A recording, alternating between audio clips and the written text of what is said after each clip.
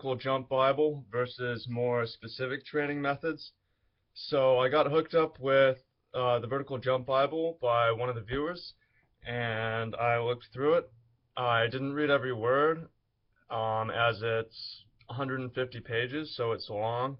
So, keep that in mind. I didn't actually read every word, but have to say, in general, it's really good. I like it more than the jump manual for sure, just because it's longer. There's more information. There's an effort to be scientific. It looks at studies, the author tries to detach himself and his own experiences, but puts it in at times as he has, jumps high or whatever.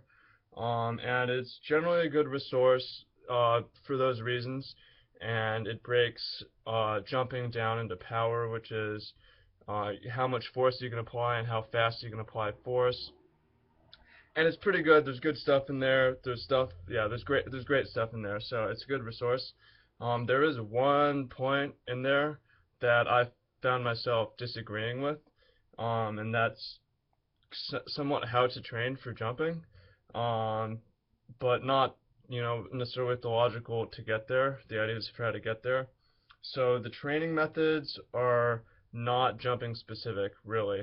I mean, there's plyometric stuff and there's strength training stuff, but there's a passage that explains the training methods and talks about why you shouldn't be too specific. You should do general exercises like deadlift, squat, um, rather than being really specific. It's funny because an example used in that passage is baseball players do not train with heavy bats, thus we should not train with heavy balls, kind of type thing. But personally, I think this is where I diverge. I think that we should train specific. Um, Baseball pitchers, the best new programs and current professional players throw light balls and throw heavy balls as part of their training regimen.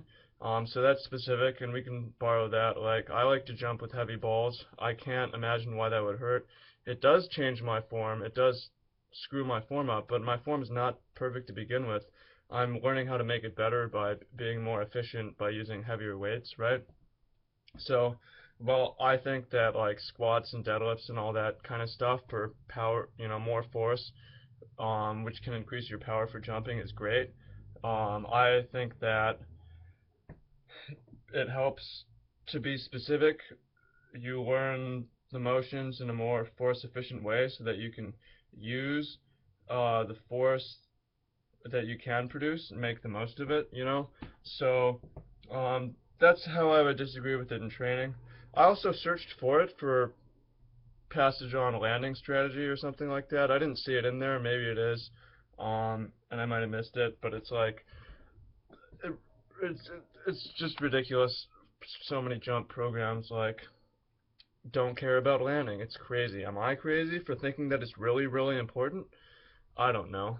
But anyways, to sum it up, it's good, and even though I disagree with it and how to actually do the exercises, um, I think it's a great resource, and it's for jumping, you have to give it 8 out of 10 or 9 out of 10, just because the effort to be scientific, and there's a lot of stuff in there. It's not the end all be all. It's incomplete, and it's not.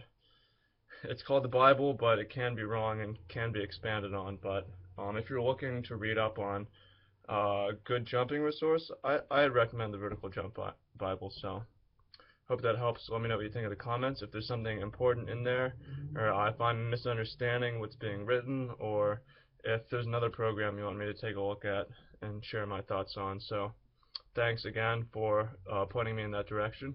Good resource, and I learned a few things from it. So peace.